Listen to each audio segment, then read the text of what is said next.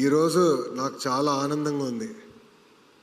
ఎందుకంటే 175 నియోజకవర్గాల్లో సుమారుగా 7 లక్షల మందితో మీరందరూ పోటీపడి ఒక పక్కన ఎస్ఏ రైటింగ్, ఎలక్యూషన్, క్విజెస్లో పాల్గొని నంబర్ 1 స్థానం సాధించి మీరందరూ ఇక్కడికి వచ్చి ఈ మాక్ అసెంబ్లీలో పాల్గొంటాం. నిజంగానే నాకు చాలా చాలా ఆనందంగా ఉంది.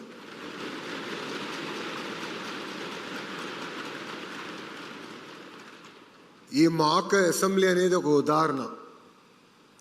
అంటే మన మనసులో ఒకటి సాధించాలి అనుకున్నప్పుడు దాని వెనకాల ఎంత కష్టం ఉంటుంది.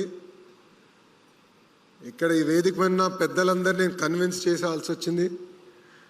నా ఆలోచన అయితే శాసనసభలోనే పెట్టాలని గౌరవ స్పీకర్ గారితో కూడా నేను అనేకసార్లు చర్చించాను.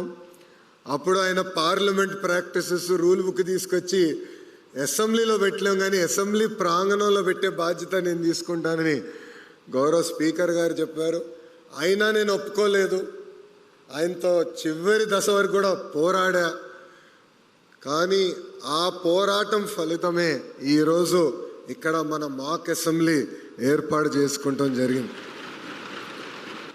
ఇది చూసినా నాకు అనిపించింది, నేను స్కూల్కి వెళ్ళే సమయంలో కూడా మాక్ అసెంబ్లీ ఉంటే బాగుండేదని. అప్పుడే రూల్స్, పార్లమెంట్ ప్రొసీజర్స్ ఇవన్నీ తెలుసుకున్నాక అవకాశం ఉండేది. నాకు అవకాశం దక్కలేదు, మీకు ఈరోజు అవకాశం దక్కింది.